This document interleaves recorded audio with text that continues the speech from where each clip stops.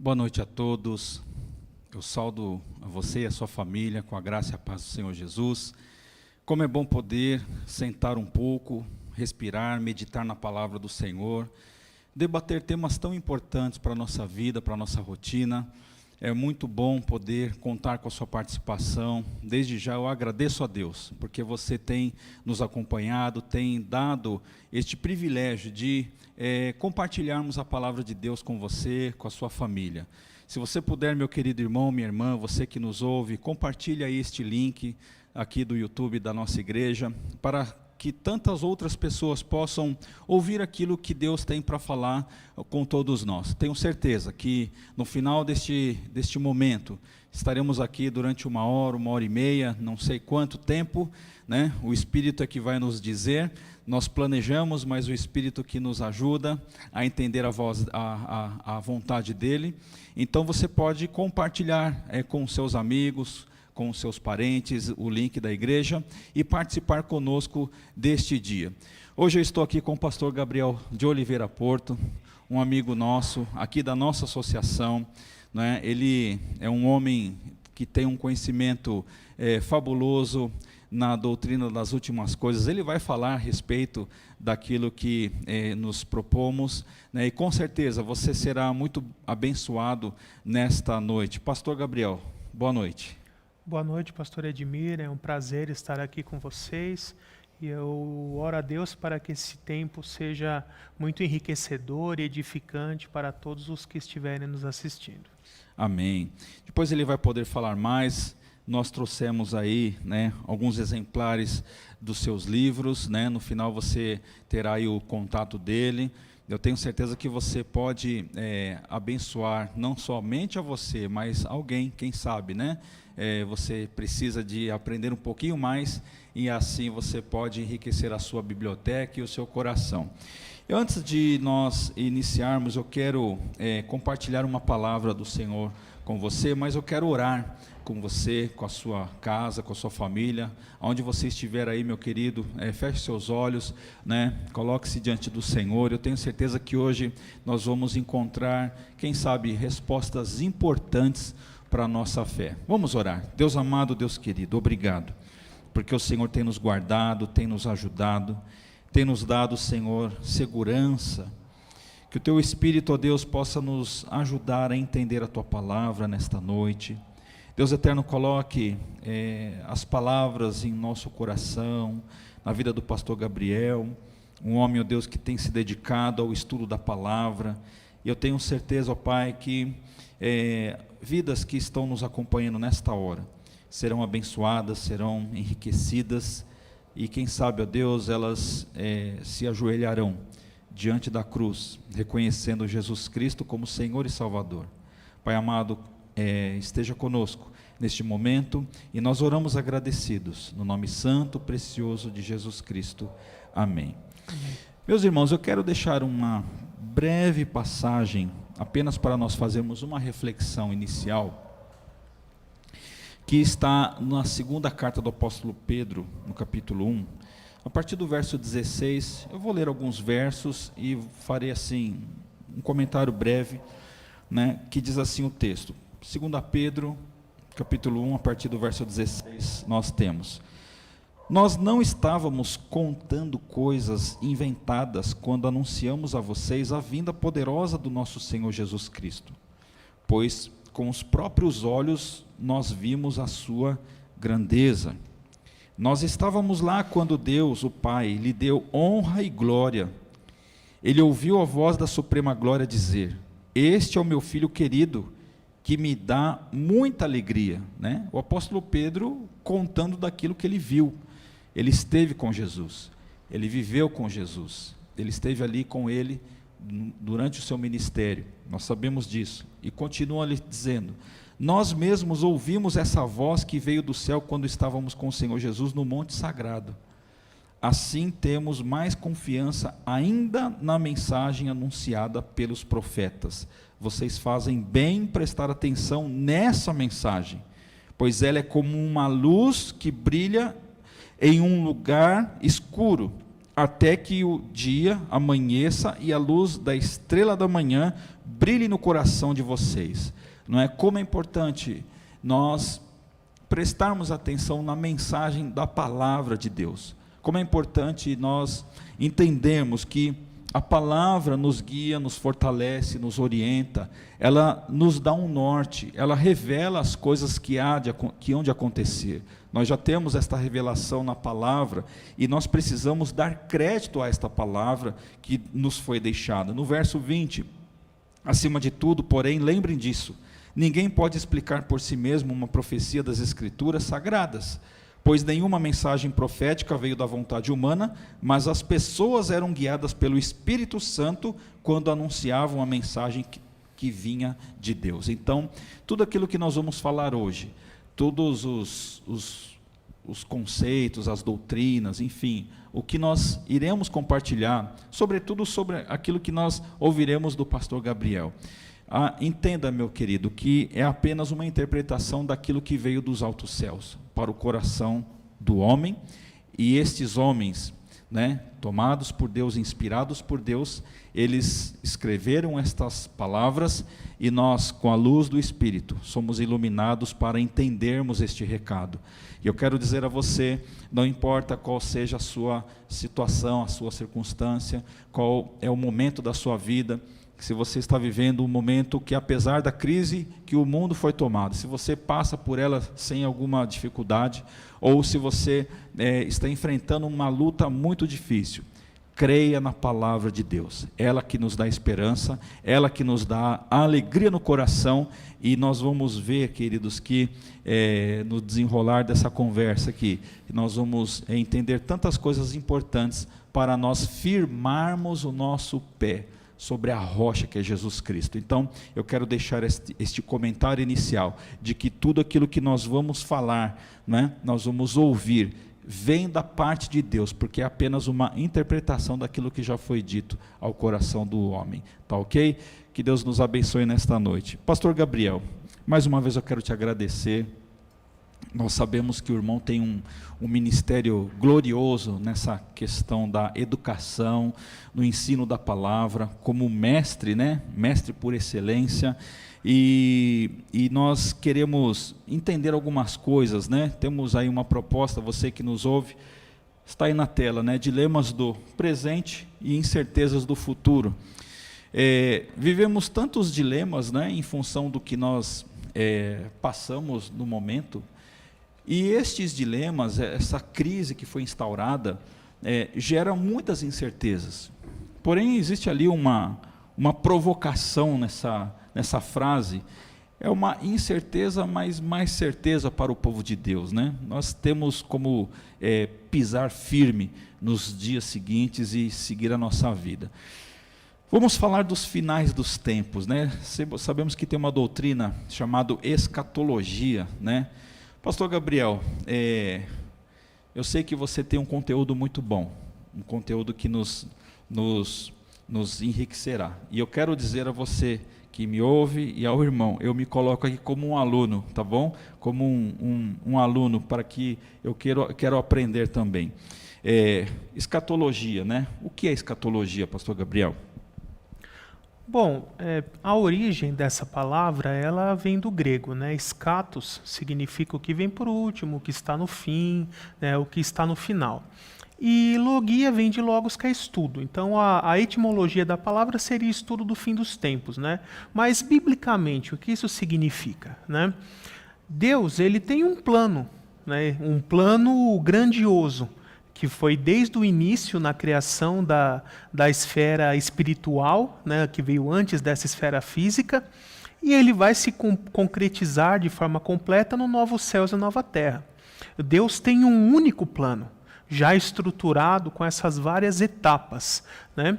E para nós que vivemos dentro do tempo, essas etapas já concluídas nós chamamos de passado, as que estão se efetivando no nosso tempo atual chamamos de presente, e as que ainda hão de se cumprir chamamos de futuro, né? Mas é importante nós não entendermos a escatologia apenas como estudo do futuro.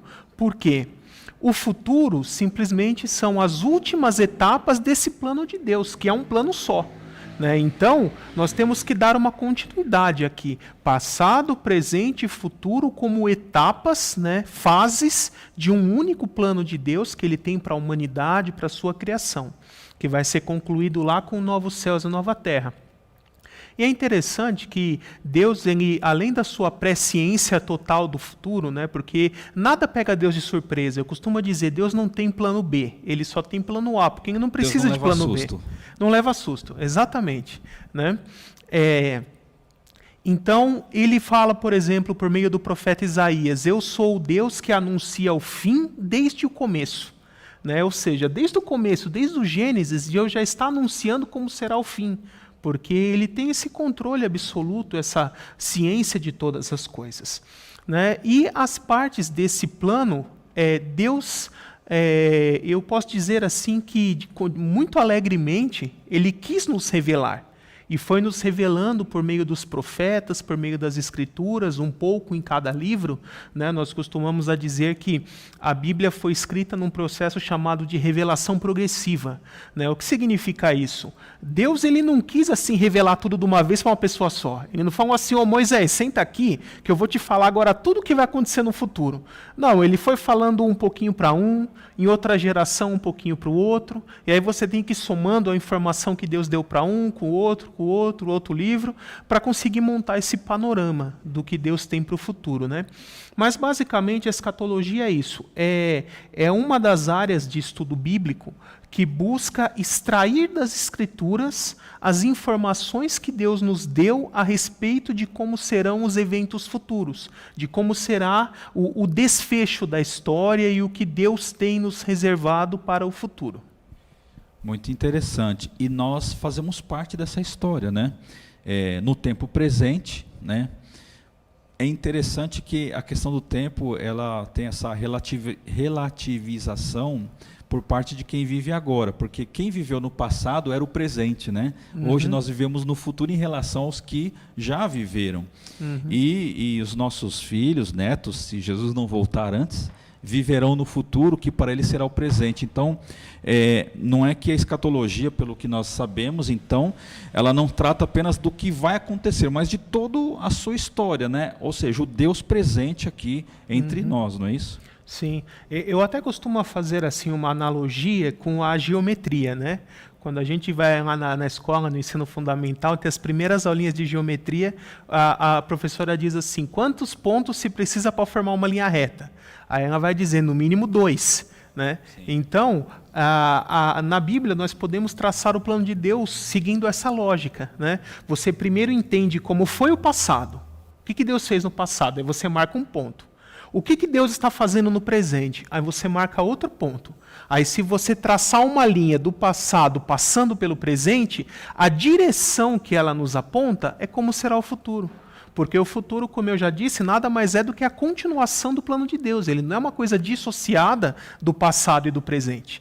Né? Então, entender, né, o que a Bíblia já nos revelou de como foi o passado e o que ela já profetizou, como você disse bem, no passado dos escritores bíblicos, que é o nosso presente hoje, nos ajuda a traçar essa linha do tempo para que nós possamos enxergar com mais clareza como será o futuro. Legal. Esse raciocínio da geometria, eu gosto muito porque faz parte da minha área de profissão, né? A área mais técnica, mais matemática.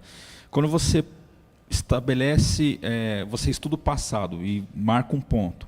Nós estamos hoje aqui neste ponto e nós passamos pelo ponto e conseguimos vislumbrar o futuro. Quando a gente fala de escatologia, pastor Gabriel, nós temos assim alguns eventos, talvez importantes, emblemáticos, que hão de acontecer ainda. Nós sabemos que a garantia de que as coisas vão acontecer é que muitas profecias já se cumpriram, né? Por exemplo, as profecias a respeito, quando o profeta Isaías profetizou a respeito de Cristo, isso já aconteceu no tempo do Senhor Jesus na terra, e outros desdobramentos da Bíblia. Mas nós temos eventos em que não aconteceram ainda, e são vários. Né? Eu vou falar aleatoriamente, aí o irmão, por favor, coloque na ordem, né? E acho que para quem está nos ouvindo, vai ser importante, talvez ter uma ideia, assim, pelo menos básica, do que se trata cada coisa, porque depois nós vamos desenrolar aqui, os finais dos tempos estão se aproximando cada vez mais desse grande momento. Por exemplo, a gente estuda na Bíblia sobre o arrebatamento, sobre a segunda vinda, sobre um momento muito difícil que todos se assombram, que é a tribulação, né, sobre o milênio, enfim. Qual seria mais ou menos uma ordem, dentro da sua visão escatológica, né, de futuro, como que nós poderíamos entender cada fase dessa, né, para que a pessoa que esteja nos ouvindo saiba e fique segura também? Uhum. Bom, primeiro nós podemos começar ali pelo Antigo Testamento, né?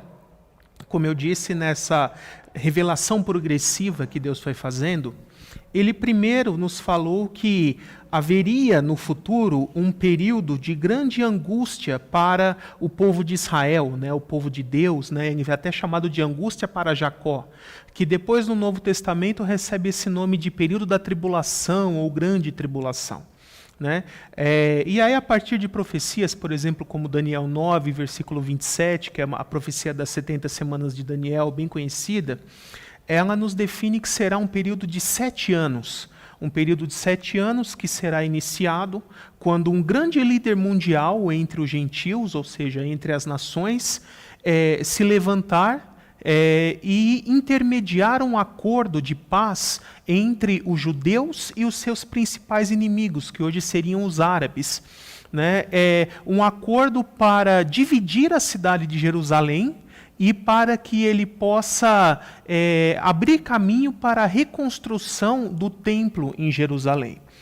E a Bíblia nos diz que o dia que esse acordo for assinado, né, e começar a se cumprir e efetivamente for respeitado pelos dois lados, o dia da assinatura desse acordo começa a se contar esses 7 anos, esse período de tribulação. E ao final desses 7 anos, Jesus Cristo vai voltar para destruir esse líder, que depois a teologia chamou de anticristo, ou a besta pode ser chamado, o iníquo, o filho da perdição, a Bíblia dá vários nomes para ele, né? Destruirá esse homem, os seus seguidores, e dará início a um período da manifestação plena do reino de Deus na terra, chamado de milênio ou reino messiânico.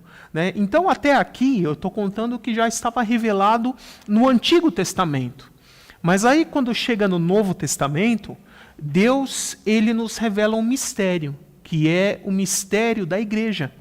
A igreja, como o apóstolo Paulo vai dizer em textos ali como Efésios, por exemplo, é um mistério que não foi revelado em outros tempos, de que Cristo, pela sua morte e ressurreição, abriria a possibilidade de salvação para pessoas de todos os povos, tribos, línguas e nações, por meio da pregação do Evangelho.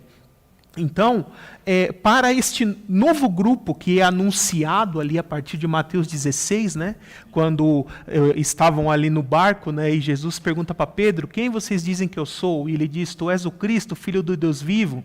Né, e aí Jesus diz, quem te revelou isso não foi carne nem sangue, mas meu Pai que está nos céus. E sobre essa rocha, essa revelação, eu fundarei a minha igreja, e as portas do inferno não prevalecerão contra ela. Então ali Jesus começa a anunciar o plano da igreja, de alcançar pessoas de todas as nações por meio da pregação do Evangelho.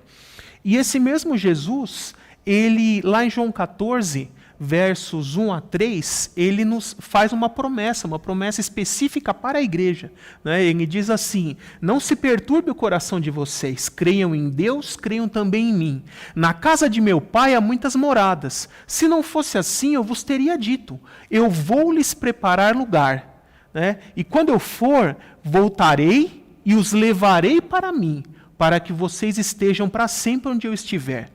Então ali Jesus faz a promessa de ir para o céu, né, porque ele iria morrer, ressuscitar, depois ascender aos céus, para nos preparar uma morada eterna. E quando essa morada estivesse pronta, ele voltaria para nos pegar e nos levar para habitar nessa morada junto com ele e com o Pai. Isso é o que depois Paulo vai chamar em 1 Tessalonicenses 4, versos 16 e 17, de o arrebatamento da igreja. E aí ele descreve um pouco mais ali, dizendo que ao soar da trombeta, os mortos em Cristo, ou seja, os mortos da igreja, de Atos 2 para frente, eles ressuscitarão e nós, os que estivermos vivos, seremos transformados para uma natureza imortal, indestrutível, glorificada. E encontraremos com o Senhor Jesus nas nuvens, nos ares. Então ele nos levará para o céu, para estarmos para sempre com ele. Né? E aí, então, é revelado esse evento, o arrebatamento da igreja. Com relação a quando o arrebatamento vai ocorrer, existem diferentes vertentes. Um grupo acha que ele ocorrerá antes da tribulação, ou seja, que a igreja será livrada de todo o período tribulacional. Outro grupo entende que será no meio, que a igreja enfrentaria a primeira metade, seria levada no meio, só não suportaria a segunda metade. E um terceiro grupo entende que ela enfrentaria toda a tribulação e que arrebatamento e volta de Cristo seriam partes de um mesmo evento. Eu particularmente creio que a igreja será arrebatada antes do período tribulacional.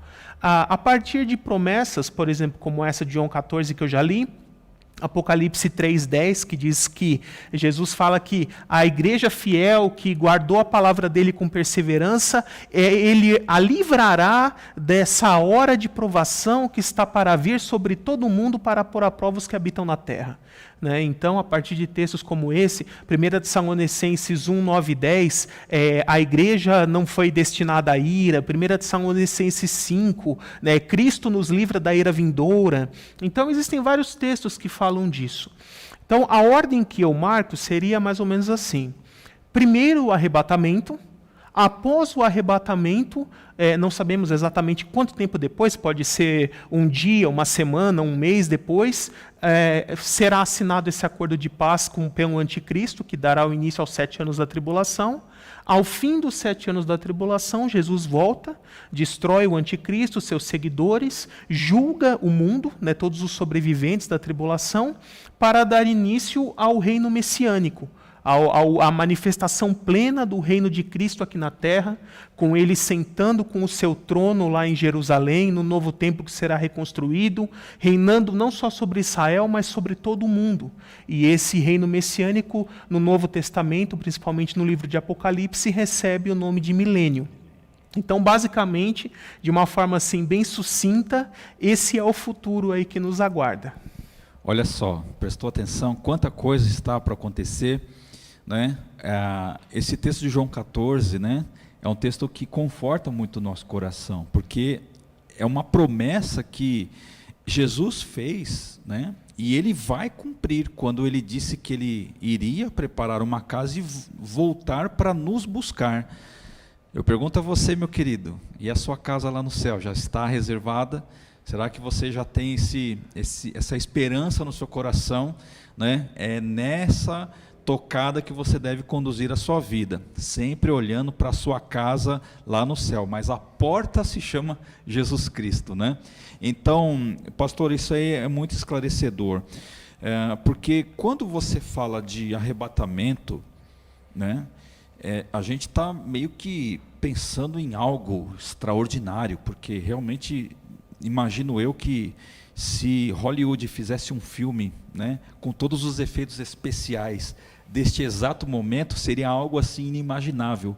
Nós contemplarmos as pessoas se levantando, sendo elevadas ao céu e sendo recebidas, né, na presença do Senhor.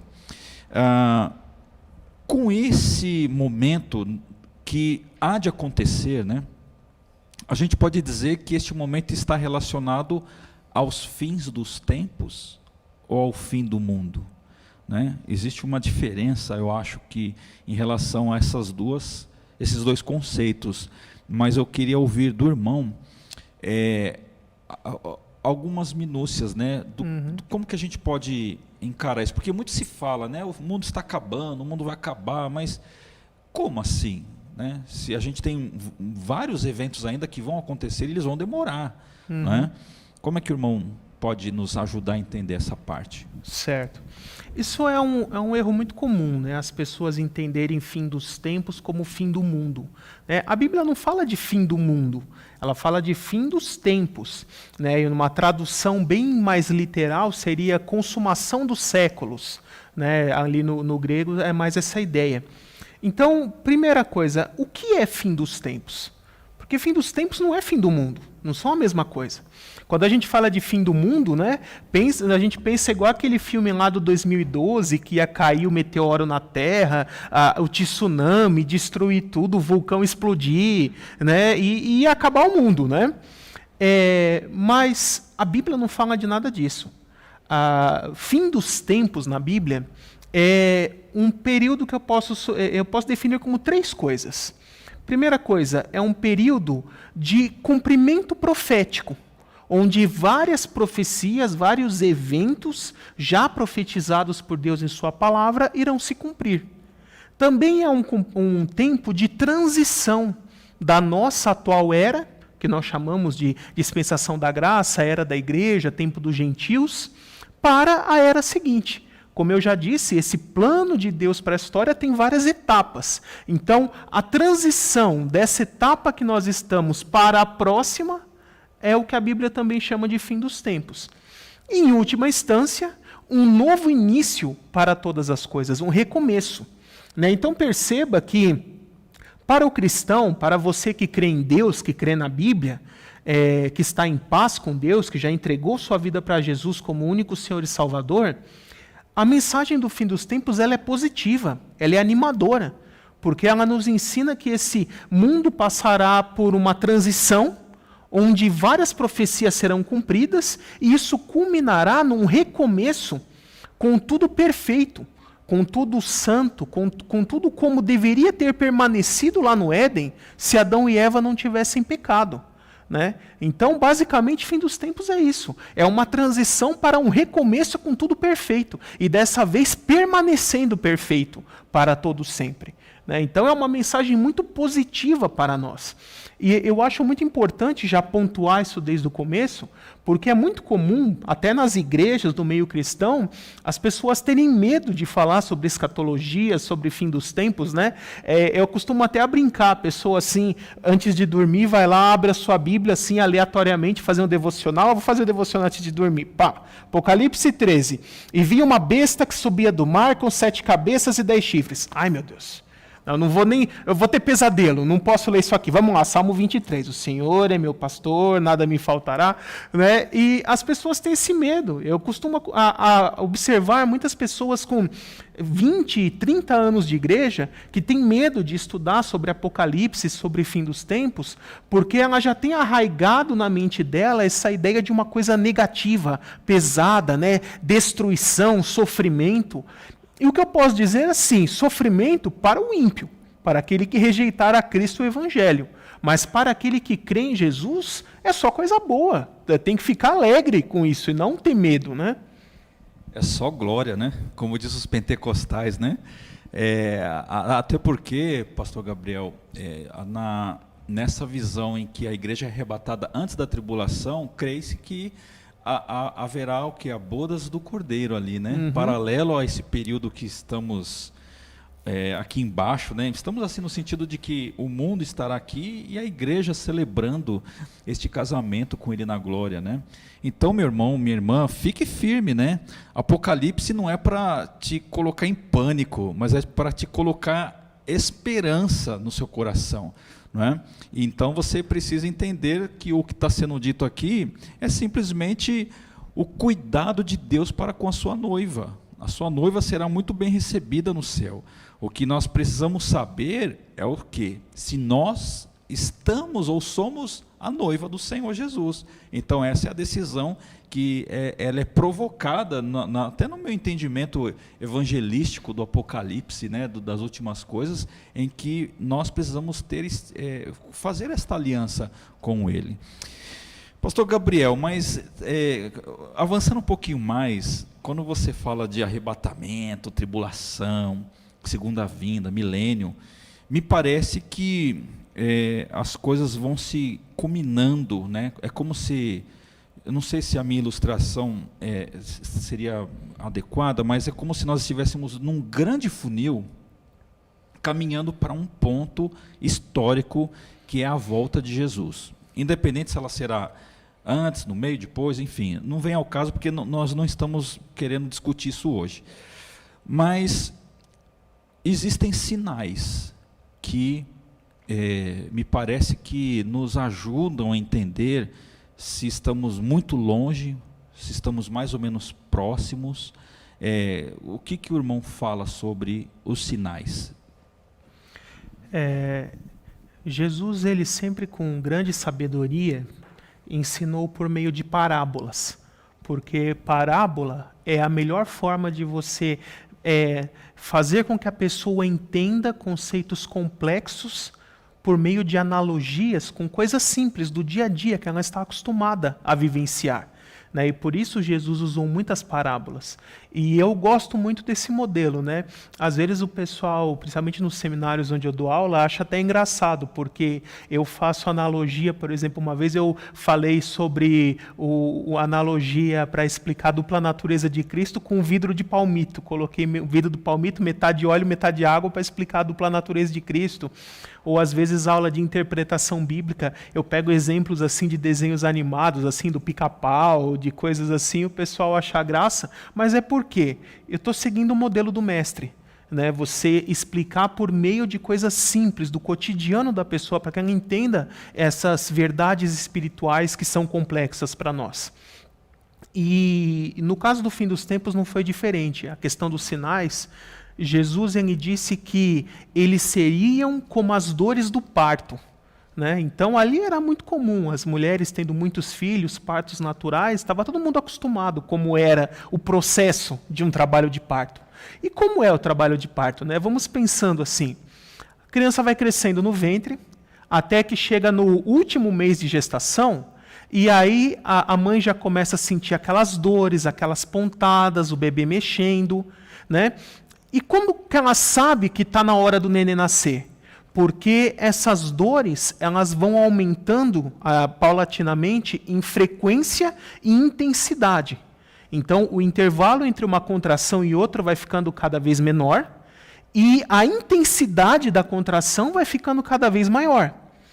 E é exatamente isso que Jesus quis dizer com os sinais. Quando ele fala que viria como as dores de parto e não poderiam escapar, Jesus fala de vários sinais. Então, por exemplo, guerras, rumores de guerras, fomes, terremotos, falsos cristos, falsos profetas, falsas religiões, seitas com as suas heresias. Fala também de pestes, de doenças que seriam espalhadas, ou poderíamos até traduzir como epidemias.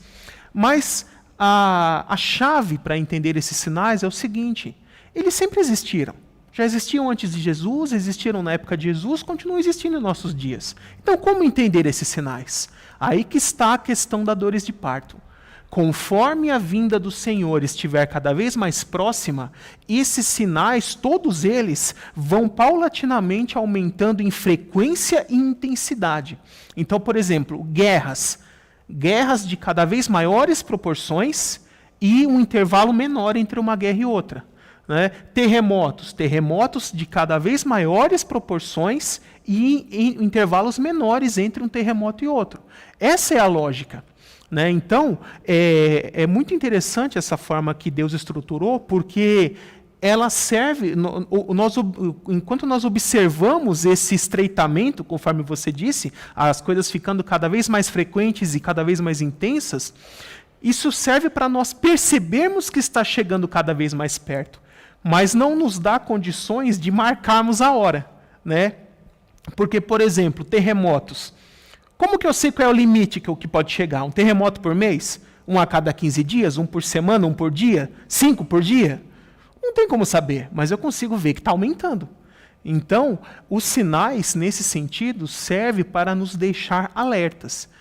Da mesma forma que a mulher, nas dores de parto. Quando está cada vez mais intensas, em intervalo menor, ela sabe, o bebê está para nascer a qualquer momento. Mas ela não pode dizer, vai nascer daqui a 5 minutos. né? Ela só tem que esperar e está pronta. Então, da mesma forma, os sinais servem para nos manter alertas, nos manter prontos, porque a orientação que Jesus nos deu não foi nos apegarmos a sinais, mas foi que nós devemos estar prontos para aguardar uma vinda do Senhor a qualquer momento. É por isso que ele diz, ele virá como um ladrão na noite. O ladrão avisa para você, ele liga no seu celular e fala, ó, 00:30 eu vou lá arrombar o seu portão. É isso que ele faz? Não. Né? Ele vem para pegar de surpresa, de forma inesperada. E é exatamente o que Jesus vai fazer. Mas os sinais realmente servem para nos mostrar, comprovando por meio da história que está cada vez mais próximo. Interessante isso, porque é exatamente o que a gente tem visto, né? Parece que a frequência das coisas estão cada vez mais intensas. Basta você ler um jornal ou um telejornal, assistir, você acompanha as notícias em qualquer página da internet e você vê rumores de guerras, ameaças, né? Eu estava lendo hoje que ali na divisa da China com a Índia, na região da Caxemira, me parece que já morreram mais de 20 militares recentemente por conflitos, né? E você vê, são as duas potências nucleares mais numerosas do planeta. Então são coisas que a gente vai pescando, é isso, vamos entendendo e parece que isso tem se avolumado. E aí, meu querido, isso não é para assustar o nosso coração não, tá?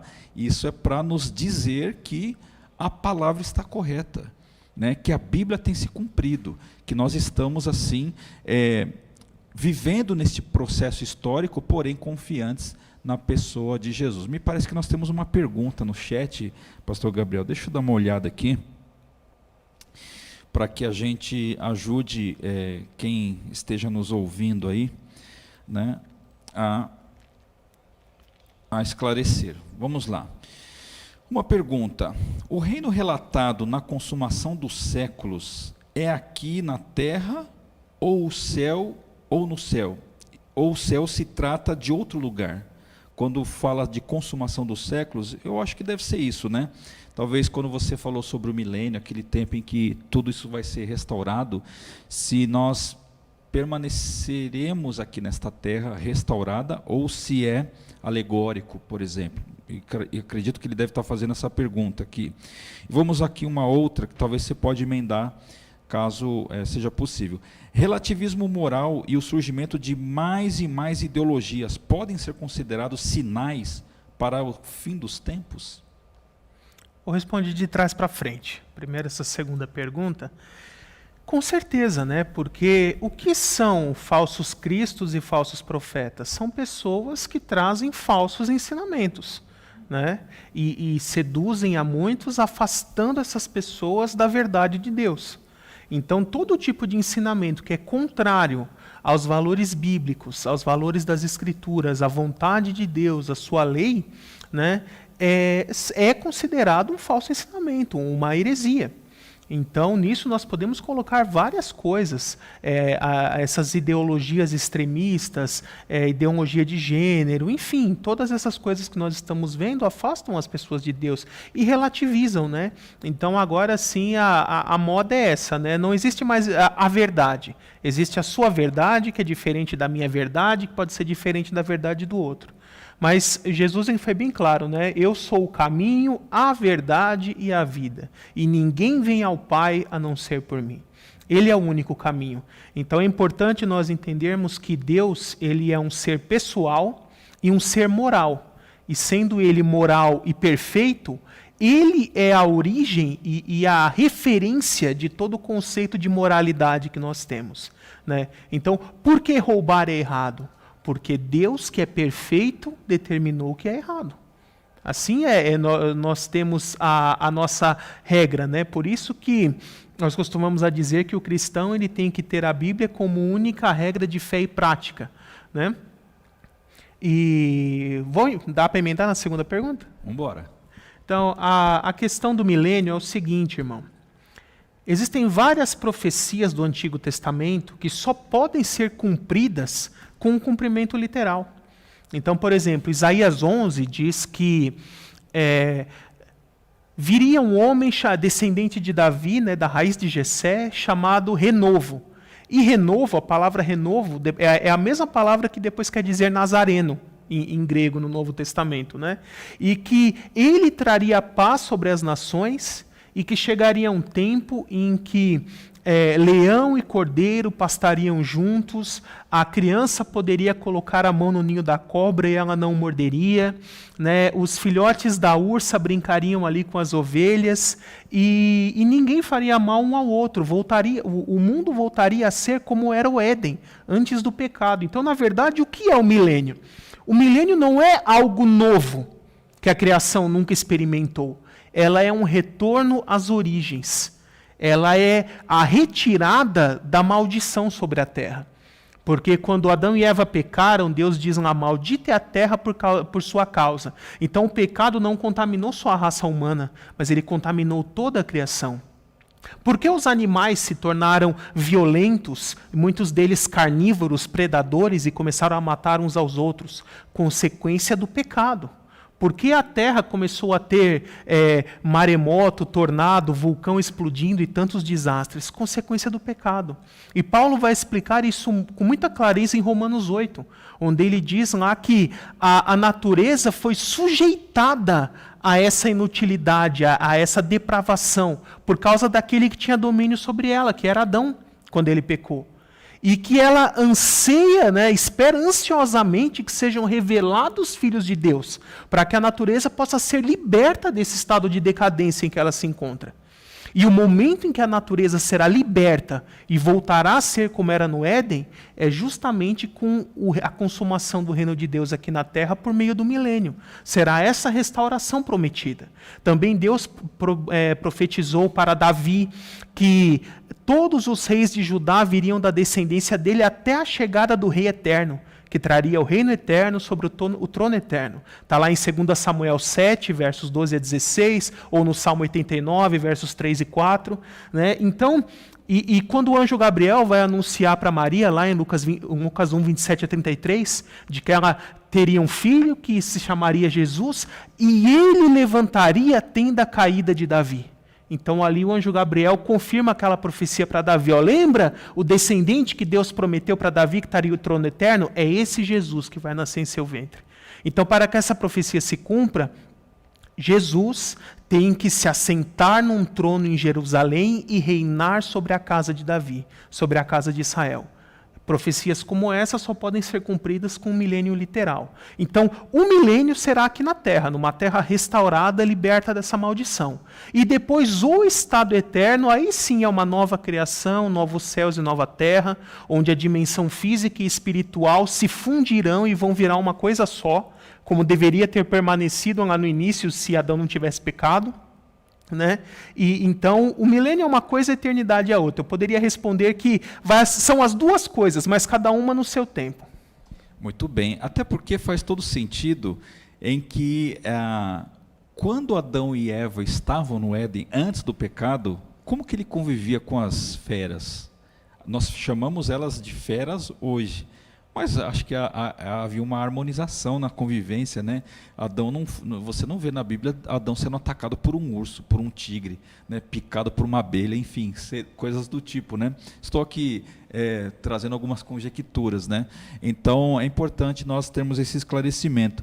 Hoje à tarde, num momentinho que eu fui tomar um café, eu estava lendo Romanos 8 e realmente Paulo ele faz essa ênfase em que a terra ela sofre em decorrência do pecado, né? E neste tempo de libertação, onde que o reino de Jesus é estabelecido na terra, você não tem a figura ou a presença do pecado, então eu imagino que vai ser uma bênção, né?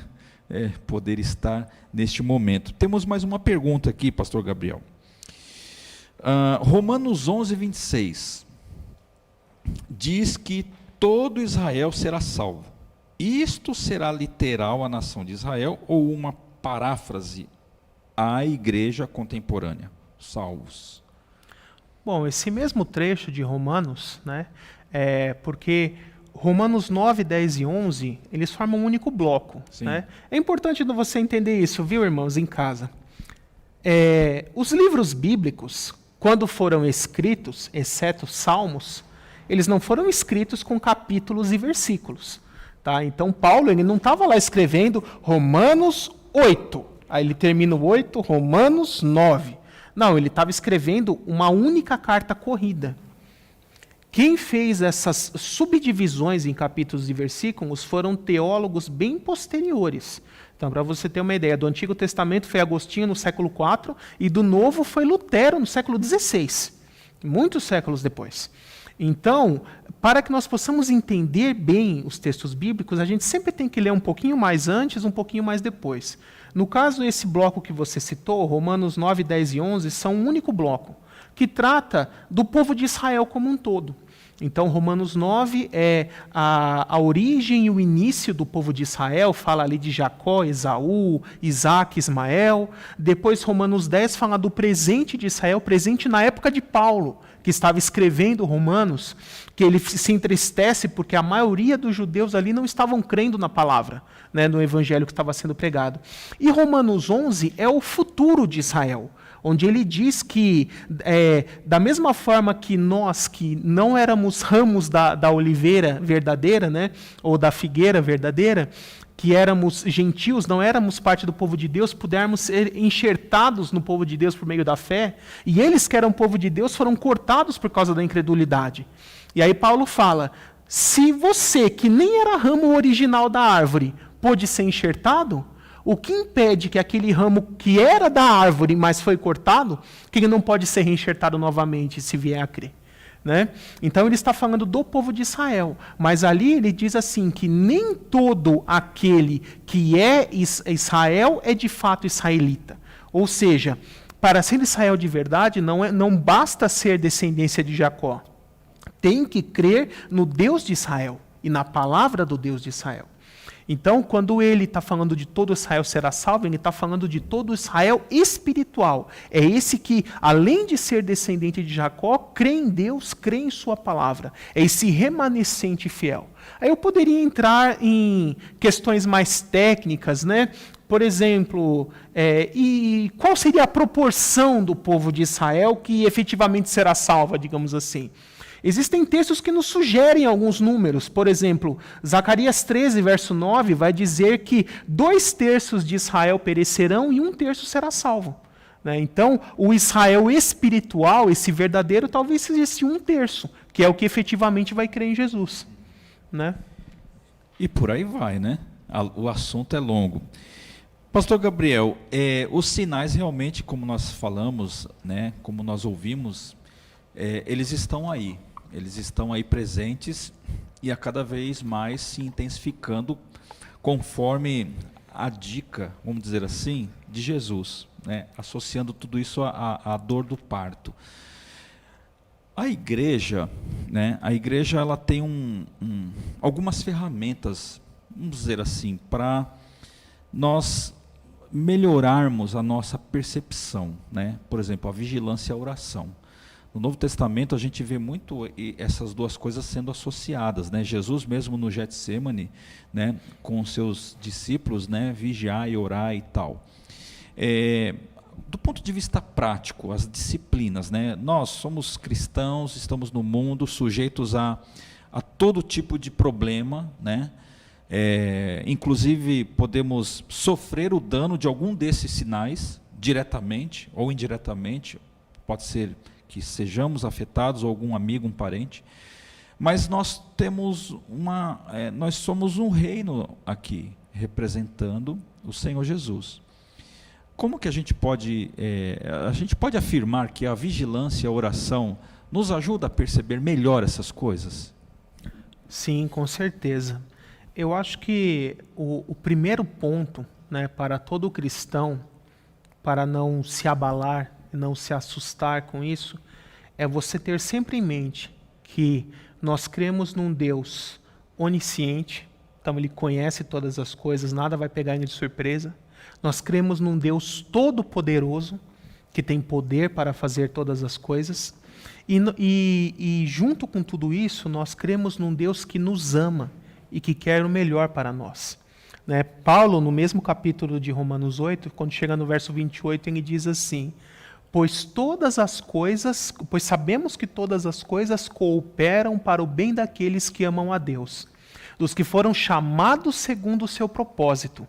Né? E aí ele continua enfatizando essa garantia da confiança da fé. Ele diz assim: pois há aqueles que de antemão conheceu, né? Então, por meio da sua presciência, já sabiam que pessoas queriam crer em Deus, amar a Deus, entregar sua vida a Ele. Pois aqueles que de antemão conheceu, a estes também predestinou. Predestinou para quê? Para serem conformes à imagem do seu Filho. O que Deus quer de nós? O que Deus quer de mim? Deus quer de você? Ele quer fazer você ficar igualzinho a Jesus. Fazer você ficar essa que é a palavra cristão, um pequeno Cristo. Ele quer você cada vez mais parecido com Jesus. É para isso que ele te predestinou. Né? E aí ele fala, a fim de que ele seja o primogênito dentre muitos irmãos. É assim que vai ser no céu, na vida eterna. Uma única família, com milhões e milhões de irmãos, de todas as etnias, raças, tribos e línguas, tendo Jesus como nosso irmão mais velho e Deus como Pai de todos. Eu falei no começo do plano de Deus para a história. Qual era o objetivo de Deus em todo esse plano? Por que ele fez tudo isso? Porque Deus sempre quis ter uma grande família. Uma família com muitos filhos, em que ele possa estabelecer um relacionamento de amor, amar e ser amado por esses filhos. E é por isso que ele nos deu liberdade, né? Porque Deus deu liberdade ao ser humano, mesmo já sabendo que ele faria mau uso dessa liberdade e acabaria pecando e caindo. Porque a única forma do amor ser verdadeiro é se ele nos der liberdade para que você possa escolher não amar se você não quiser. Porque se você fosse condicionado a apenas amar sempre, isso não seria amor, seria instinto, igual de um animal. Né? Então, Deus já colocando tudo isso na balança, e já sabendo que teria que enviar o seu filho para morrer por nós, por causa da queda no pecado, mas que lá na frente daria tudo certo e ficaria do jeito que ele quer que fique, então eu posso dizer que a Trindade sentou na mesa e falou assim, vale a pena, vamos fazer. Né? E assim, esse plano se desenvolveu. E isso vai se concretizar com essa grande família lá no céu. Né? Que maravilha, né? Fazer parte dessa família. Você imagina no almoço de domingo na glória, né? Quanto macarrão a gente vai ter que comer lá em cima, né? É uma benção. Então, meu querido, vigie e ore, né? Queira fazer parte desta mesa, né? A mesa quase que infinita de gente sentada ao entorno, contemplando a glória de um Pai que ama, né? Que deu a sua vida, que fez de tudo, morreu na cruz do Calvário para nós desfrutarmos deste benefício. Né? O que nós precisamos fazer é nos crucificar ali com Jesus e entregar a nossa vida a Ele e reconhecer que nós somos pecadores. Pastor Gabriel, temos mais algumas perguntas, né? Apenas para vocês, meus irmãos e amigos que estão nos acompanhando ao vivo, agora tem um delay, né? Nós estamos assim ligeiramente à frente de vocês, a imagem demora um pouquinho para chegar aí, então pode ser que a pergunta, pastor, chegue assim, naquele ponto um pouquinho anterior, né? Uhum. A nossa irmã Tati pergunta, o anticristo vem, embora mais ou menos você já falou isso, né? Meio que imperceptível, mas deu para entender, mas a Tati quer saber o seguinte, o anticristo vem antes ou depois do arrebatamento? Temos mais uma pergunta, se o irmão quiser de trás para frente, de frente para trás, não tem problema. A Rafaele pergunta, Deus se permite ter sentimentos? Como isso impacta no nosso relacionamento com Ele? Né? Enfim, a primeira pergunta do anticristo, se ela vem antes ou depois do arrebatamento, e essa pergunta do sentimento, se Deus se permite isso, né, e como que isso impacta o nosso relacionamento com Ele. Bom, vou responder primeiro a segunda de novo. Com certeza Deus tem sentimentos, porque Deus é uma pessoa. Quando a Bíblia fala que nós somos criados à imagem e semelhança de Deus, quer dizer exatamente isso, Deus criou o ser humano como uma pessoa. É um ser que tem inteligência, né? O que define se um ser é uma pessoa ou não? Não é ter corpo, porque o cachorro tem corpo, mas ele não é uma pessoa. né? Então, o que são 3 características. A pessoa tem que ter intelecto, ou seja, raciocínio, capacidade de pensar, sentimento ou emoções, né, capacidade de sentir, e volição ou vontade, capacidade de livremente tomar decisões. E ele nos criou com essas 3 características, e por isso nos criou pessoas. É nesse sentido que a Bíblia fala que nós somos criados à imagem e semelhança de Deus, porque ele nos criou como pessoas. Então Deus é uma pessoa também, que tem sentimentos, tem intelecto, tem vontade. Eu posso até pegar, por exemplo, textos que falem que o povo de Israel entristeceu o coração de Deus porque pecou, né? A Bíblia não fala também que nós não devemos entristecer o Espírito Santo, que é a terceira pessoa da Trindade, é Deus também, né? Então, e isso é fundamental para o nosso relacionamento, porque se Deus fosse um robô, um ser automático, não haveria relacionamento, haveria no máximo recepção e cumprimento de ordens, né? Mas nós sabendo que, assim como nós somos pessoas, Deus também é uma pessoa, e eu posso ir um pouquinho mais além, na pessoa de Jesus Cristo, além de ser pessoa, é humano, igual eu e você. Lógico que com um corpo glorificado e mortal. Mas por que Jesus veio, entre vários motivos, lógico, morrer na cruz, a redenção. Mas quando Jesus vem a esse mundo como um ser humano, a Bíblia fala que ele experimentou tudo que um ser humano pode experimentar de sofrimento, né? Em tudo foi tentado, mas sem pecar. Então, saiba você, meu irmão, que se você está passando por algum tipo de sofrimento, Jesus já passou por esse mesmo tipo de sofrimento. Ele sabe exatamente o que você está sentindo, mas ele venceu. Ele venceu o mundo, e por isso em Cristo você também pode vencer. Nós não temos ali no céu um Deus indiferente às nossas dificuldades, aos nossos problemas, porque Cristo está exatamente à destra do Pai, como essa função de sumo sacerdote da nova aliança, intercedendo por nós, porque Ele experimentou a humanidade em todas as suas mazelas, e Ele sabe o que é sofrer em todos os aspectos. E por isso, tenha isso sempre em mente, Cristo se compadece de você. Então, leve aos pés de Jesus em oração toda a sua angústia, toda a sua ansiedade, todos os seus problemas, e creia que Ele está te ouvindo. E como eu acabei de dizer agora há pouco, todas as coisas cooperam para o bem daqueles que amam a Deus, né? E posso emendar outra pergunta? Vamos lá. Sobre o anticristo, né? Aí eu precisaria definir o que é aparecer, né? Porque o que é aparecer? É a primeira vez que ele foi visto, é quando ele se revela como líder mundial, é quando ele assina o acordo, é quando ele se revela como mal, né? Existem várias etapas. O anticristo pode já estar entre nós? Pode já ser um adulto? Pode ser alguém que já seja relativamente conhecido? Pode, mas nós não temos como saber. Nós só vamos saber de fato quem é o anticristo quando acontecer isso que Daniel 9:27 fala. Quando um líder entre os gentios conseguir intermediar um acordo de paz entre judeus e árabes para dividir a Terra Santa e possibilitar a reconstrução do templo. Quando isso de fato for assinado e cumprido pelos dois lados, porque já houve várias tentativas disso, vários líderes mundiais, cada novo presidente americano que sobe ao poder vai lá e tenta. Por que ninguém consegue, né?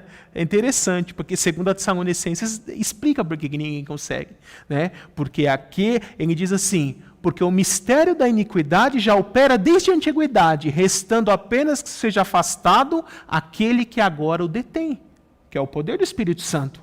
E quando este for afastado ou retirado, junto com o arrebatamento da igreja, porque o poder do Espírito Santo foi derramado sobre a igreja em Atos 2, e vai ficar para sempre com a igreja. Então, qual é o único jeito de tirar o poder dentro da terra? Tirando a igreja, né? Não tem o que fazer. Então, quando esse poder for afastado, é que será dada permissão para que ele se manifeste. E é por isso que ele tem que se manifestar após o arrebatamento, porque antes do arrebatamento, a igreja estando aqui, o poder do Espírito Santo entregue por Deus na igreja, para a igreja, impede a manifestação do anticristo. É isso aí, por isso que a igreja precisa focar no evangelismo, nas missões, né, no compartilhar da palavra de Deus, né, para que tantas quantas pessoas puderem ouvir a palavra, né? E isso vai se manifestando, e o Espírito Santo está aqui, nos ajudando a comunicar essa palavra, né? Nesse mundo que vivemos. Pastor Gabriel, vamos seguir mais um pouquinho. Vamos entrar agora num tema, um tema que tem causado a aflição de muitas pessoas, e nós somos, né? Somos e fomos afetados, né? A pandemia coronavírus. Nós podemos dizer que essa pandemia é dos sinais desse tempo que você falou, dos fins dos tempos? A gente pode dizer isso, ou apenas a pandemia faz parte de um processo natural do pecado no homem, na humanidade, é decorrência desse mal implantado? Enfim, como é que a gente poderia dizer? Porque muitas coisas estão sendo ditas a respeito disso. De repente a gente acha que pode ajudar a esclarecer alguma dúvida a respeito, se a gente pode afirmar, né, interpretar se a pandemia pode ser considerado como sendo um desses sinais. Bom, eu vou dar a resposta que ninguém gosta de ouvir, né? Sim e não, né? Por que não? Vou começar explicando a parte do não. Como eu já disse, a terra foi contaminada pelo pecado, toda a criação. Então, todos os tipos de doenças, deformidades, morte, pestes, posso dizer que até os vírus, as bactérias, esses micro-organismos, eles são consequência do estado de degeneração que a terra se encontra por causa do pecado, né? Então, olhando por essa ótica, todas as doenças e enfermidades, elas são consequência do pecado. E sempre existiram, desde a queda do homem para frente, né? Mas a Bíblia fala também que um dos sinais do fim dos tempos são pestes, epidemias, doenças, né? Mas sempre naquela lógica, aumento de frequência e intensidade. Mas aí pode me perguntar assim, mas essa pandemia do Covid é o sinal do fim dos tempos? Eu diria que não. Sabe por quê?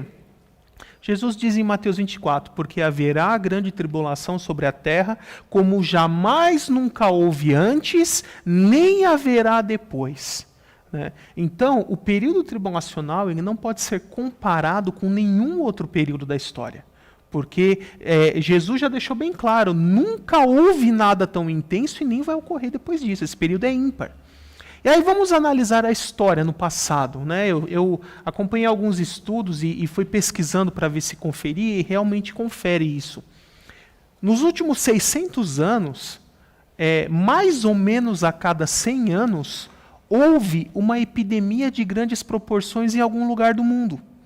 Né? Então nós temos ali na Idade Média, houve uma epidemia de peste negra, que matou 1/3 da população da Europa, milhões de pessoas, numa época em que a população mundial era muito menor. Né?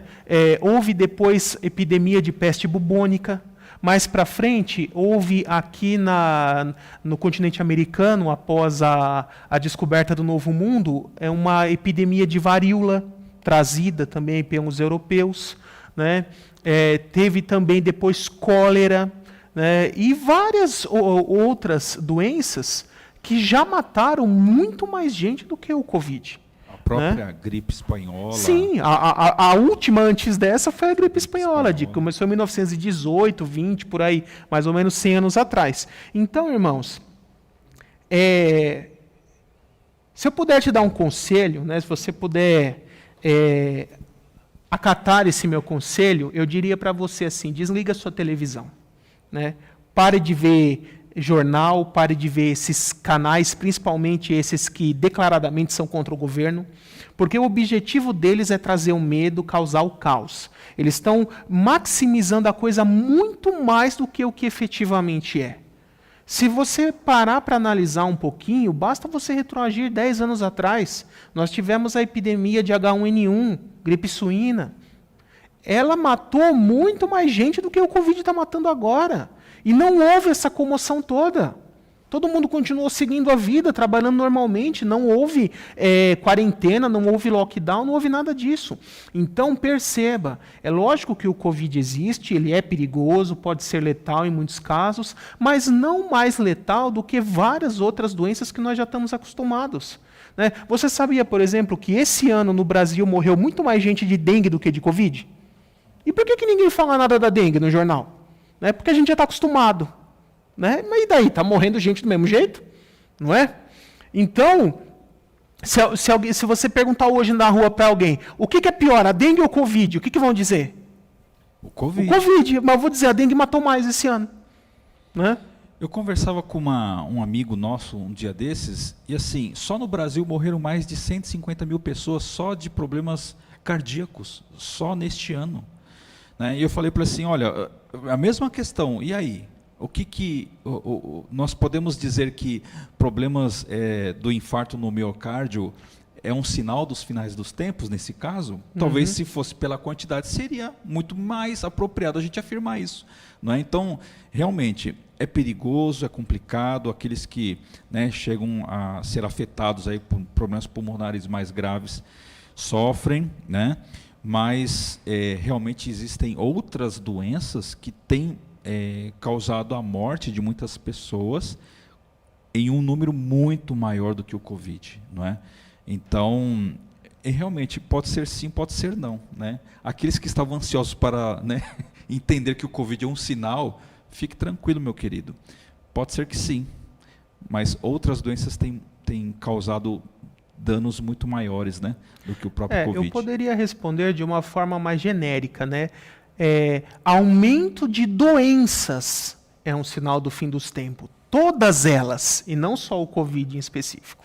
Né? Sim, o Covid é igual o irmão falou, a gente tem sido impactado pela maneira como que a mídia tem trabalhado nesse caso. Né? Vamos seguir aqui, antes de nós passarmos para uma coisa importante. Elson pergunta, os chips introduzidos no corpo já existem atualmente.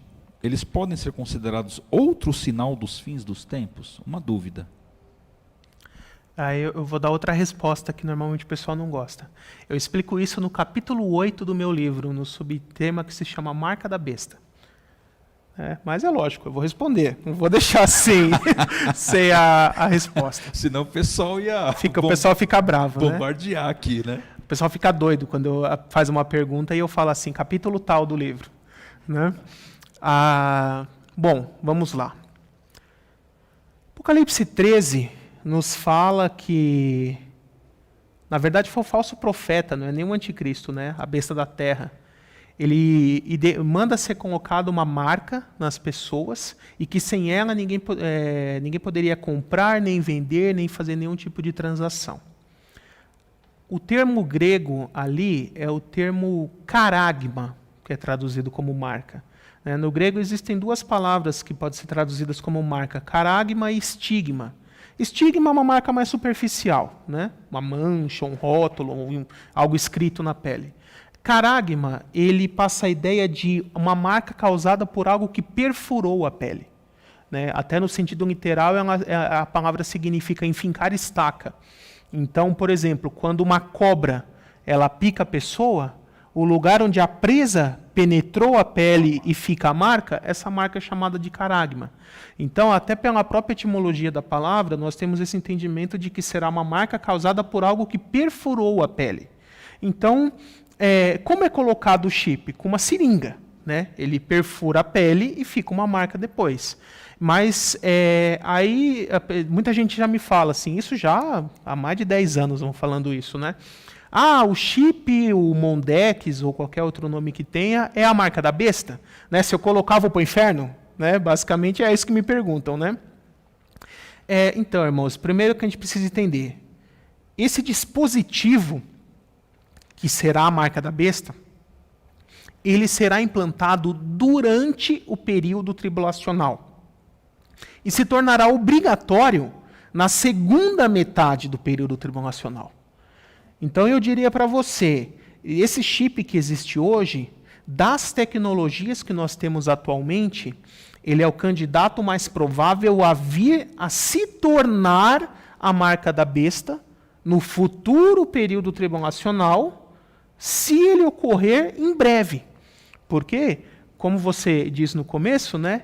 E se Jesus não voltar e passar 10, 20, 30 anos e desenvolver uma tecnologia mais avançada que substitua essa do chip?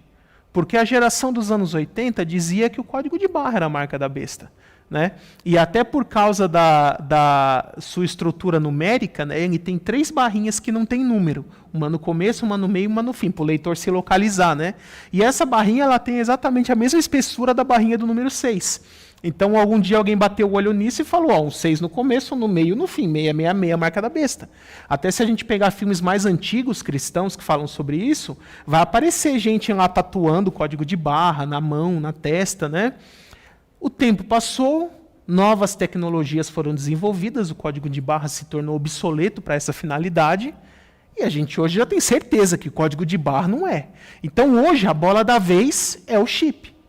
Mas quem garante que ainda demore 20, 30 anos até o arrebatamento e desenvolvam algo mais avançado? Né? Então, não precisa ter esse receio. Fulano colocou o chip e ele está condenado ao inferno. Por quê, irmãos? Uma coisa que você precisa entender. Não é ter ou não ter o chip que vai fazer a pessoa ir para o inferno. Porque a Bíblia diz que ele levará o nome e o número da besta. Ou seja, o que significa isso? Para a pessoa receber essa marca, ela terá que jurar fidelidade ao anticristo e ao seu governo, a reconhecer que ele é o único Deus e que não existe nenhum outro, a negar a Cristo. E é isso que vai fazer a pessoa sofrer a perdição eterna, e não ter um chipzinho na mão. Que vamos supor um cenário, né? A pessoa é alvejada ali com um dardo tranquilizante, desmaia, eles pegam a pessoa desmaiada, levam na clínica, implantam o chip com a pessoa desmaiada, aí ela acorda, olha para a mãe e fala, vou para o inferno. Contra a vontade dela? Claro que não. Uma coisa que você precisa entender, o diabo, ele pode te tentar, te induzir, mas ele nunca vai conseguir violar o seu livre-arbítrio. É você que tem que decidir negar a Cristo para sofrer a perdição eterna. Da mesma forma que aqueles que decidiram crer em Cristo e se entregar a Ele, o diabo não os toca, não tem mais o que fazer. Né? Então, eu poderia resumir essa resposta de uma forma bem sucinta. A marca da besta é algo reservado para o período tribulacional e não para os nossos dias hoje. Essa é uma ideia que eu acredito, né? Eu ensino isso quando eu tenho essa oportunidade, que é assim, fique tranquilo, meu irmão. Se você é crente, não esquenta a cabeça com a marca, não é? Porque nós estaremos na festa, lá na glória, festejando, né? Há muitas teorias a respeito, mas é igual o irmão falou, ele é um candidato, né? Então, por conta da tecnologia envolvida. Temos 2 perguntas aqui interessantes, né? São simples, acredito, né? Rafael, depois da consumação dos séculos, Jesus continuará subordinado ao Pai? É uma interrogação. E a outra pergunta, né? Falso profeta e anticristo são pessoas diferentes? Certo. Bom, primeiro eu preciso explicar o que é subordinado ao Pai, né? Muita gente não entende bem a doutrina da Trindade a esse respeito. Em natureza, não existe subordinação. Pai, Filho e Espírito Santo são igualmente divinos e têm igualmente os atributos divinos. Então, todos os 3 são onipresente, onisciente, onipotente, santo, todo-poderoso, eterno e por aí vai. Então, não é assim. O Pai é um pouco mais poderoso, Jesus é um pouquinho menos poderoso, o Espírito Santo é um pouquinho menos. Né? Se você falar isso, você vai cair na heresia do Testemunho de Jeová, né? O arianismo. Né? Então, em natureza, eles são exatamente iguais. Agora, o que existe é uma hierarquia funcional dentro da Trindade, que Cristo voluntariamente se coloca debaixo da autoridade do Pai, e o Espírito Santo debaixo da autoridade do Pai e do Filho. Eu costumo explicar com um exemplo muito simples isso. Imagine uma família, um pai, a mãe e um filho. os três são humanos. Eu posso dizer, o pai é mais humano do que a mãe?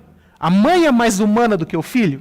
Não, os três são igualmente humanos e todos eles têm todos os atributos humanos em sua plenitude. Agora, dentro da hierarquia da família, a autoridade máxima é o marido, depois vem a esposa e abaixo da esposa os filhos. Então, existe essa hierarquia funcional dentro da família, mas a natureza deles é igual. É exatamente a Trindade. Em natureza, os três são iguais, mas dentro da Trindade existe uma hierarquia funcional, em que voluntariamente um se coloca debaixo da autoridade do outro. Né? A outra pergunta? É anticristo e falso profeta. São duas pessoas diferentes, sim. Né? A Bíblia chama o anticristo de a besta do mar, né, que emerge do mar, que pode ser considerado o império do anticristo como um todo, e o pequeno chifre que nasce dessa besta é o anticristo em si. Mas em seguida vem outra besta, que é a chamada besta da terra. E esse é o falso profeta. Então haverá essas duas lideranças em conjunto. O anticristo, ele não será um líder religioso, ele será um líder político e militar. Né? Daniel 11, verso 36 em diante, vai dizer assim: ele não honrará a nenhum Deus, nem o Deus das mulheres, nem o Deus dos seus antepassados, mas exaltará a si mesmo como sendo um Deus, e honrará o Deus das fortalezas, que é o quê? O poder bélico, o poder militar. Né? E então o anticristo ele será um líder político e militar, não será um líder religioso. O líder religioso será o falso profeta. Ele será o líder de uma falsa religião mundial, que Apocalipse vai chamar de a prostituta. Né?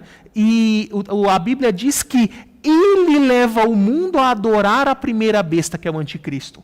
Então, quem vai ser o líder dessa falsa religião mundial, que levará o mundo a adorar o anticristo, acreditar que ele é Deus e se colocar debaixo da autoridade dele, fazer parte de seu governo, é o falso profeta.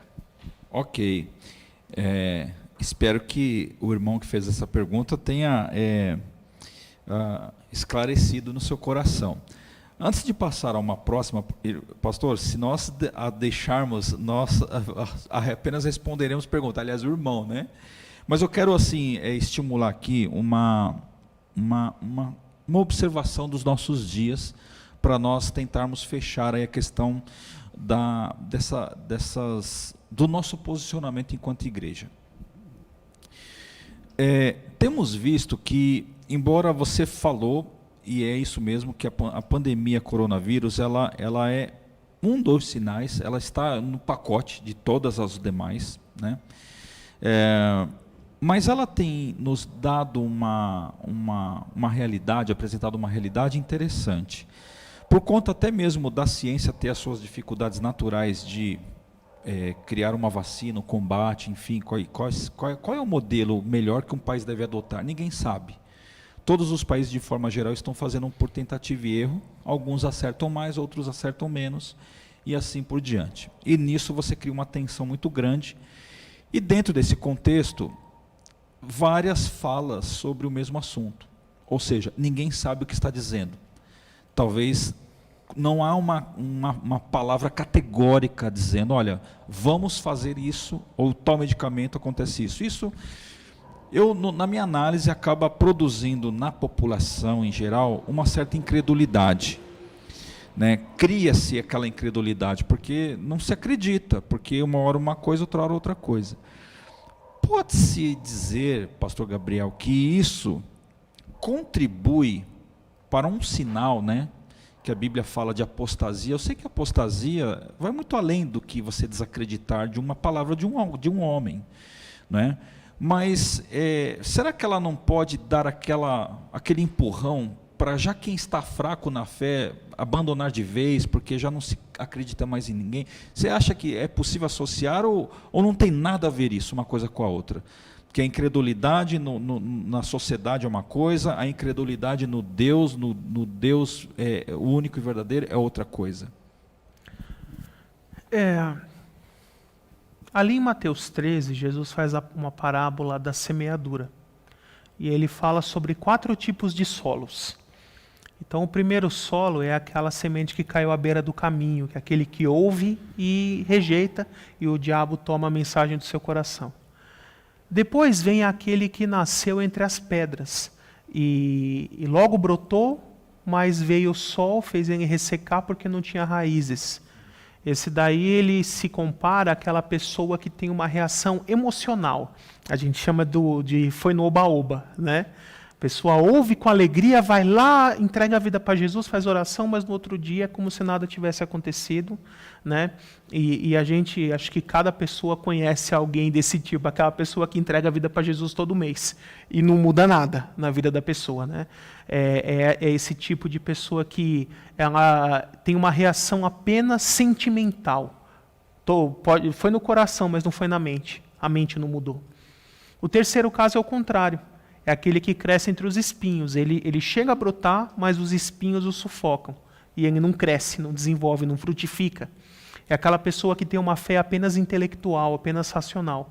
Foi o contrário. Tocou na mente, ele se convenceu do evangelho, mas não se converteu, não desceu para o coração. E a quarta terra, que é o bom solo, é aquele que tocou na mente e no coração. E aí ele fala que esse frutifica a 30, 60, 100 por um, persevera. Né? O texto ali fala que ele dá fruto com perseverança. Então o verdadeiro salvo, aquele que verdadeiramente foi regenerado, nasceu de novo, ele irá perseverar. Ele vai ter essa vontade de buscar a Deus, de permanecer. Mas esses outros dois solos, que eu posso dizer que são pessoas que estão em processo de conversão, mas ainda não se converteram de verdade, ainda não experimentaram o novo nascimento em Cristo. Eles estão sujeitos a cair, eles estão sujeitos a abandonar, a se afastar. Né? E infelizmente, esse cenário que nós vivemos hoje tem facilitado para isso em alguns casos, porque estamos impedidos aí de ter cultos presenciais, né? Muitas pessoas às vezes pensam assim, o culto eu não vou assistir agora ao vivo, fica gravado, eu assisto depois quando eu tiver mais tempo, acaba não assistindo, né? E vai esquecendo e vai se acostumando a não pensar mais em Deus, não ter mais o seu momento de oração, de leitura da palavra, de reflexão. Né? Então, realmente, o nosso cenário atual está facilitando para essas pessoas que já são mancas na fé, digamos assim, caírem de vez. Né?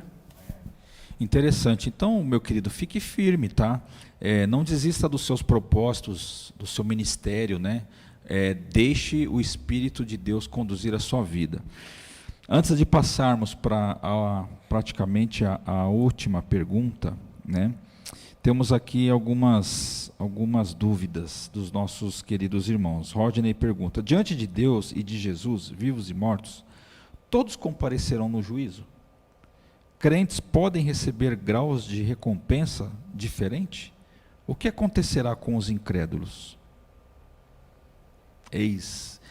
Eu vou emendar com uma outra pergunta que talvez assim você pode levar uma atrás da outra, o pensamento. O que é galardão? Algo que teremos ou iremos desfrutar? Uns mais do que os outros, né? Certo. Todos nós queremos receber um galardão, né? É uma dúvida interessante. No começo, até o pastor tocou no assunto, né, que a igreja estará nas bodas do Cordeiro, lá no céu, enquanto o mundo sofre a tribulação. E nesses 7 anos de tribulação, a igreja no céu, além das bodas do Cordeiro, terá o tribunal de Cristo. O que é o tribunal de Cristo? Né? Às vezes em português fica um pouco difícil de entender, porque nós temos uma palavra só, tribunal, para tudo. Mas no grego existem 2 palavras diferentes. Existe o criterion, que é da onde vem o termo jurídico, critério, que é o tribunal do jeito que a gente conhece, com o juiz, advogado de defesa, acusação, testemunhas, o réu, que vai ser julgado, se considerado inocente ou culpado. Né? Mas quando a Bíblia fala do tribunal de Cristo, ela usa outra palavra, que a gente poderia traduzir como tribuna de Cristo, né? Que é o bema. O que é o bema? O jeito mais fácil da gente comparar é aquele das Olimpíadas. Né? Eu gosto de usar muito o exemplo da ginástica olímpica. Então o atleta entra na quadra para fazer ali a sua performance e existe aquela banca de juízes analisando cada movimento, cada acrobacia e atribuindo notas. E no final da sua performance ele recebe uma nota geral, uma média geral, e conforme a classificação ele vai receber o melhor prêmio, o segundo lugar, o terceiro e assim por diante. E essa banca de juízes que analisa o seu desempenho é o bema. Né? Então, a Bíblia fala do bema de Cristo. Né? Paulo gosta de usar muito analogias de esportes, né? Atléticas e analogias militares. Né? Nesse caso, ele usou aí uma de esportes. Então, é como se, durante a nossa vida aqui na Terra, tudo que a gente vai fazendo, Jesus está lá no céu anotando e dando ponto. Esse aí foi legal, ganhou 1 pontinho. Foi mais ou menos, ganhou 5. Foi mal, esse aqui eu vou dar 0. Né? E aí nós vamos somando a nossa nota. Né? Quando chega no tribunal de Cristo, é o momento onde tudo isso vai ser analisado, né? Só por pessoas que já são salvas. Tá? Isso não é para salvação ou para perdição. A salvação é unicamente pela graça recebida por meio da fé, não é por obras. Mas quem já é salvo, né, nós devemos praticar boas obras e Cristo vai nos recompensar por essas boas obras. E isso é o galardão. Né? E aí terá sim vários níveis, cada um receberá um galardão diretamente proporcional à qualidade e quantidade das boas obras que fez aqui durante a sua vida na Terra. A Bíblia não especifica com muita clareza o que é o galardão, mas para o milênio nós podemos extrair a partir de alguns textos que, como Cristo será o rei de toda a terra, ele nomeará vários governantes abaixo dele regionais. Então nós poderíamos colocar como presidentes, governadores, prefeitos e assim por diante. E o cargo que a pessoa terá no milênio será proporcional ao galardão dela. Né? Então, o nível de autoridade de que ela terá no milênio será proporcional ao galardão também. Não é só isso, mas isso é uma das aplicações do galardão. Né? E tanta pergunta, já esqueci as outras. Vamos lá. Diante de Deus e de Jesus, vivos e mortos, né, todos compareceram no juízo. Crentes podem receber graus de recompensa? Acho que o grau de recompensa e o galardão já está respondido. Né? O juízo, né, a Bíblia fala, na verdade, de 3 eventos diferentes relacionados a juízo. Quando Jesus voltar no final da tribulação, ele julgará apenas os vivos, os sobreviventes da tribulação, para ver quais se converteram, quais não. Os ímpios serão lançados na perdição eterna e os justos poderão participar do milênio. Depois, lá no final, depois do milênio, já para a transição para o estado eterno, aí sim haverá o juízo do trono branco. Ele é só de ímpios, onde todos os ímpios serão ressuscitados para receberem a condenação e serem lançados no lago de fogo, que é a perdição eterna, né? Que são as pessoas que não têm o nome no livro da vida, como o texto ali diz. E existe o tribunal de Cristo, que é o contrário, é só para salvos, mas ele é só para receber galardão. Né? Então a Bíblia fala desses 3 eventos distintos relacionados a juízo. Muito bem, espero que você que ouviu tenha entendido. Então queira passar pelo tribunal de Cristo. Sim, e com não certeza. pelo grande trono, porque ali o negócio vai ficar complicado, porque não tem jeito, né? Não tem volta, não tem segunda chance, né? A chance é agora. Aceite a Jesus e você garantirá esta pontuação na glória. Pastor Gabriel, uma coisa interessante, do que nós temos falado, qual deve ser o posicionamento da igreja frente a essa pandemia que nós estamos vivendo? Mas mais do que isso, mais além, né? Porque é como nós no contexto aqui falamos que a mídia, toda a estrutura da nossa sociedade está impactada. Parece que nós tomamos um grande susto. Mas nós somos igreja, somos reino, estamos no pacote. Na sua visão, qual deve ser a nossa posição? Como nós devemos nos portar? Como nós devemos tratar o nosso coração, né, do ponto de vista espiritual? Bom, a primeira coisa que eu diria é não se alarmar pelas notícias da mídia, né? A mídia, infelizmente, é uma mídia corrompida, que não tem compromisso com a verdade. Ela tem o compromisso de fomentar os interesses de algum determinado grupo, né? Ela vende notícia, digamos assim. Então, não se alarme com notícias, com mídia, com o que passa nos jornais, na televisão. Nós temos que ter sempre em mente o que eu falei agora há pouco. Deus, ele é todo-poderoso, ele é onisciente, ele te ama e quer o melhor para você. Então, ele está sob o controle de toda essa situação, nada vai fugir do controle dele. E você está nas mãos dele, né? Em João 10, lá, Jesus disse: minhas ovelhas estão nas minhas mãos, e quem poderá tirar? Ninguém pode tirar. Você está nas mãos de Cristo, você está protegido, né? Nós temos que ter, lógico, uma posição coerente, né? Uma posição assim de resguardo, né? Para qualquer, da mesma forma que nós já teríamos para qualquer outra doença, né? Evitar a contaminação, sair de casa só quando necessário, os cuidados de higiene, evitar as aglomerações, tudo bem. É importante fazermos isso, mas temos que ter em mente que Deus está sob o controle de todas as coisas. E, acima de tudo, é momento de nós sermos igreja. O que é ser igreja? É comunidade, é ajudarmos uns aos outros, amarmos uns aos outros. Tem muitas pessoas perdendo seus empregos, perdendo sua renda, necessitando de alimentos, de roupas, não conseguindo pagar aluguel. Então, é o momento de aquele que tem um pouquinho mais ajudar aquele que não tem, aquele que é seu irmão na fé, né? Tiago fala isso em sua carta: a fé sem obras é morta. Né? É momento de ajudar. João também fala isso em sua primeira carta, né? Se você vê alguém passando fome, passando necessidade, você vai dizer o quê? Que Deus te abençoe, vai para casa, coma e beba, e sabendo que a pessoa nada tem. Então, é o momento de nós sermos igreja, ajudarmos uns aos outros, amarmos uns aos outros, para que nós juntos possamos nos fortalecer, nos edificar mutuamente e possamos todos juntos sair dessa situação. Muito bem. E para nós fecharmos, então, há uma palavra que nós podemos nos inspirar, que é esperança, né?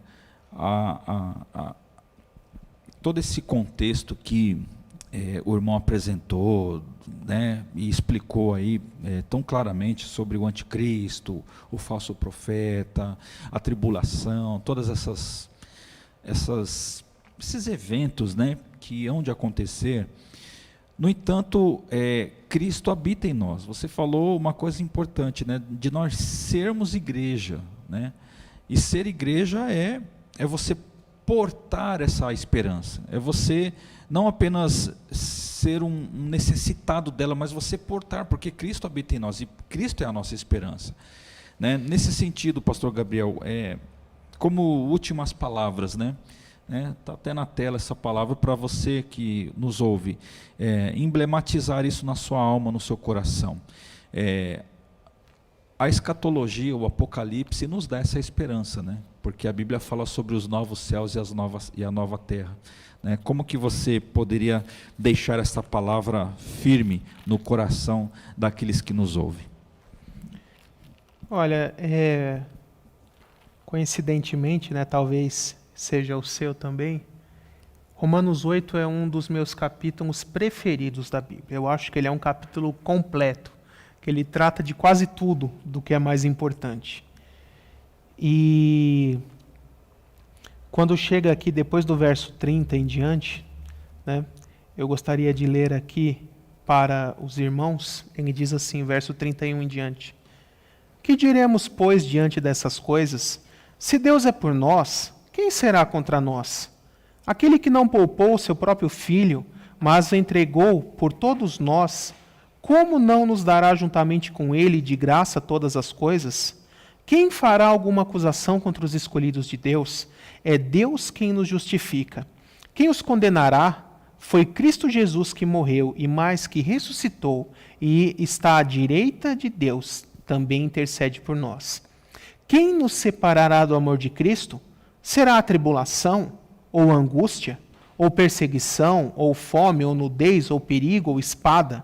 como está escrito: por amor de ti, enfrentamos a morte todos os dias. Somos considerados ovelhas destinadas ao matadouro. Mas agora preste atenção, principalmente nos versos 37 a 39. Depois de tudo isso, olha o que Paulo diz: mas em todas essas coisas somos mais que vencedores, por meio daquele que nos amou. Pois estou convencido, algumas traduções dizem plenamente convencido, de que nem morte, nem vida, nem anjos, nem demônios, nem presente nem o futuro, nem quaisquer poderes, nem altura, nem profundidade, nem qualquer outra coisa na criação será capaz de nos separar do amor de Deus que está em Cristo Jesus, nosso Senhor. E essa é a mensagem de esperança que eu quero deixar para os irmãos. Em todas essas coisas somos vencedores e nada pode nos separar do amor de Deus. Muito bem. Eu quero agradecer, pastor Gabriel, a sua presença, uma preciosidade, né, tão importante descobrirmos e falarmos sobre temas relevantes do nosso dia a dia. Estamos falando agora, você que nos ouve nesse mês de junho, dilemas do presente versus as incertezas do futuro. E hoje nós tivemos assim uma visão teológica do que há de acontecer, né, tendo aí conceitos como escatologia, né, os fins dos tempos, tribulação e tudo mais, mas mais focado para a nossa prática diária. Então eu quero te agradecer, pastor Gabriel, porque realmente foi muito importante. Eu não poderia deixar de fazer um merchan aqui, né, dos seus livros, né, daquilo que você tem feito ao longo do seu ministério. Nós temos aí acompanhado aí pelo YouTube, pelas redes sociais o seu trabalho. E eu quero dizer, meu querido, você que nos ouve, nos assiste agora, né, temos aí alguns exemplares e está na tela bem uma imagem bacana para que você enxergue. Fale rapidamente aí o que fala cada livro, né? E você pode fazer aí um momento aí para, quem sabe, alguém aí que esteja interessado adquirir e aumentar o seu conhecimento, meu querido, né? Sabe que você precisa ter bala na sua cabeça, mas em que sentido? Conhecimento. Conhecimento não ocupa espaço. Quanto mais você tiver, não vai acabar o espaço. Então, busque isso e você vai ter uma bênção. Fale, pastor Gabriel, sobre os livros que você teve a bênção de escrever. Então, o meu chamado principal sempre foi a área de ensino, né? E pela graça de Deus, eu posso dizer que Deus me deu um dom de poder ensinar assuntos difíceis de uma forma fácil, de uma forma na linguagem do povo, com palavras simples que qualquer um consiga entender. E eu comecei primeiro dando aula, né, me tornando professor, e depois Deus tocou no meu coração para poder escrever alguns livros, ensinando esses assuntos fundamentais da teologia de uma forma simples, uma forma prática, uma forma bíblica, né, para que todo cristão, qualquer pessoa com uma noção básica de Bíblia, consiga entender. E aí eu escrevi esses livros, a coleção se chama Teologia Fácil, ela é composta por 4 livros. Então o volume 1 ali é o Entenda a Trindade, onde eu falo todos os assuntos relacionados ao Pai, ao Filho, ao Espírito Santo e à doutrina da Trindade. Então, como que a Trindade é 3, mas são um ao mesmo tempo? Jesus é Deus e homem ao mesmo tempo? Como explicar isso? O Espírito Santo é uma pessoa, mas não tem corpo? Como explicar, né, os atributos divinos, os nomes que eles têm na Bíblia e vários outros assuntos nesse primeiro volume. O segundo, Homem, Pecado e Salvação.